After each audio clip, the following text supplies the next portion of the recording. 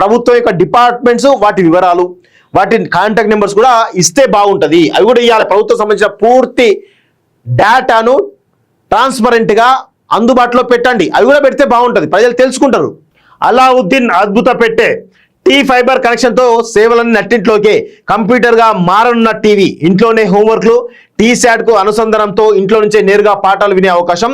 స్కూళ్లలో ఏఐ పాఠాల బోధన.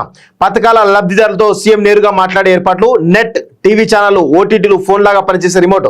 ఒక TV smart phone laptop login chance. 42,000 కిలోమీటర్లు మేర భూగర్భ వైర్లు. 35,000 మందికి శిక్షణ. త్వరలో రానున్న టీ ఫైబర్ పై ఆంధ్రజ్యోతి ప్రత్యేక కథనం. గతంలో టీ ఫైబర్ పేరిట పెద్ద ఎత్తున గత రాష్ట్ర ప్రభుత్వం 1000 కోట్లతోటి ఆ యొక్క ప్రాజెక్ట్ ని ప్రారంభిస్తామని చెప్పింది. అది ఇంతవరకు ఊసలేదు. మళ్ళీ వీళ్ళు ఒక కొత్త దందా చేస్తున్నట్టే తెలుస్తా ఉంది. సో మరి వీళ్ళు ఏం చేస్తారో నిజంగా ఎంత చిత్తశుద్ధిలో అర్థం కాని పరిస్థితి కనబడుతుంది. కానీ పెద్ద ఎత్తున 1000 కోట్ల రూపాయలు అయితే వృధా అవుతున్నాయి, చాలా స్పష్టంగా అర్థమవుతోంది. సో అరేబియన్ నైట్స్ కథలో అల్లావుద్దీన్ అద్భుత దీపం గురించి వినే ఉంటారు కదా. ఏది అడిగితే అది ఇచ్చే జీనీ భూతం అందులో ఉంటుంది. ఆ దీపంలో మనకు కావాల్సిందల్లా ఇవ్వదు, కానీ ప్రభుత్వం అందుబాటులోకి తెస్తున్నటువంటి టీ ఫైబర్ కనెక్షన్ అత్యాధునిక టెక్నాలజీని నట్టింట్లోకి తీసుకొస్తుంది. ఇంటర్నెట్, టీవీ ఛానళ్లు, ఓటీటీలు, ఆన్లైన్లో పాఠాలు ఒకటేమిటి ఆ వారికి ఉపయోగించినంత అంటూ చూస్తాం. సో మొత్తానికైతే ప్రతి ఇంటికి ఇంటర్నెట్ కనెక్షన్ ఇవ్వాలంటే ఉద్దేశంతో టీ ఫైబర్ని గత ప్రభుత్వం తీసుకొచ్చింది. ఆ ప్రభుత్వం ఇప్పుడు మరి ఆ ప్రభుత్వం ఏం చేసిందో తెలియదు, దానికి అప్డేట్స్ కూడా మనకు తెలియదు కనీసం.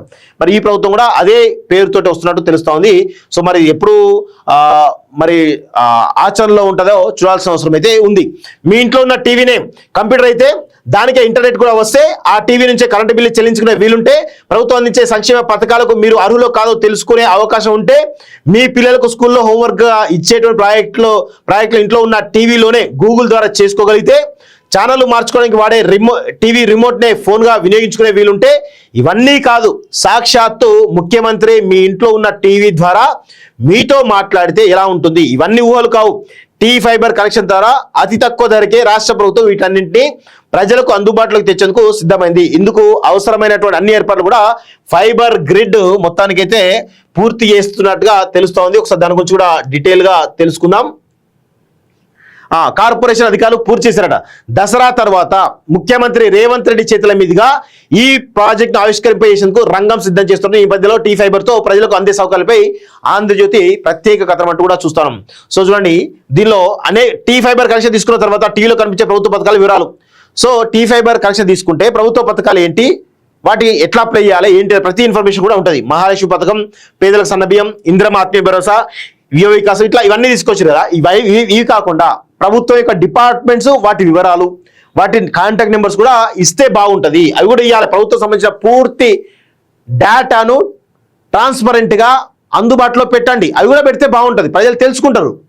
సో ఇంటింటికి ఇంటర్నెట్ ఇస్తూ అనేక ప్రయోజనాలు, ప్రభుత్వ కార్యక్రమాలే కాకుండా ప్రభుత్వ పథకాలే కాకుండా ఇంకా ఓటీటీ ప్లాట్ఫామ్స్ కూడా అందులో వచ్చేందుకు వీలుగా మొత్తానికి అయితే టీ ఫైబర్ చేస్తున్నది తెలుస్తుంది. ఇది మరి ప్రైవేటు వాళ్ళ నెట్వర్క్కి కొంత ఇబ్బందికర పరిస్థితులు అయితే ఉంటాయి. మరి ఎంతవరకు దీన్ని నిజంగా ప్రభుత్వ వ్యవస్థ అంటేనే ఒక అనుమానం ఉంటుంది, నెట్ వస్తూ రాదని ఒక అనుమానం ఉంటుంది, లేదంటే అది తీసుకొని ఇబ్బంది పడేటువంటి అనుమానాలు చాలా బలంగా ఉంటాయి, ఆ మెయింటెనెన్స్ సరిగ్గా ఉండదు. మరి ఇవన్నిటిని ఎట్లా దిగుమిస్తారో ప్రభుత్వం వివరించాలి. ఎందుకంటే ప్రైవేట్ నెట్వర్క్ ఉన్నంత స్టాఫ్ కానీ వాళ్ళు ఇచ్చేటువంటి సర్వీస్ కానీ ప్రభుత్వం ఇవ్వలేకపోతుంది. బిఎస్ఎన్ఎల్ అంత పర్ఫెక్ట్గా ఉంటే మరి ఎయిర్టెల్ సైడు జియో సైడ్ ప్రజలు ఎందుకు పోతారు? బిఎస్ఎన్ఎల్లో సర్వీస్ కరెక్ట్గా లేకనే అందరూ ఎయిర్టెల్ వైపు జియో వైపు చూస్తూ ఉన్నారు.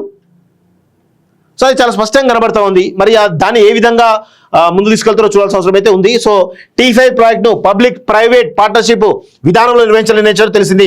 సెటప్ బాక్స్ల మరమ్మతులు, సర్వీస్ అందించడం, కస్టమర్ కేర్ల సర్వీసులను ఈ విధానంలో అందిస్తారు. మరమ్మతులు, ఇతర సర్వీసులు అందించే టెక్నీషియన్ల కొరత నేపథ్యంలో గ్రామీణ యువతకే శిక్షణ అందించి ఉపాధి కల్పించాలని ఫైబర్ గ్రిడ్ కార్పొరేషన్ అధికారులు ప్రాథమికంగా నిర్ణయించారంటూ కూడా చూస్తా ఉన్నాం. నెక్స్ట్ మంచిదే, చాలా మంచి ప్రయత్నం అయితే చేస్తున్నారు. కానీ ఆచరణలో పర్ఫెక్ట్గా ఉండాలని చెప్పేసి నేను కోరుకుంటాను. లేకపోతే ఇక ప్రజలే మిమ్మల్ని అరుచుకుంటారు, అంత ఈజీ ఏం కాదు.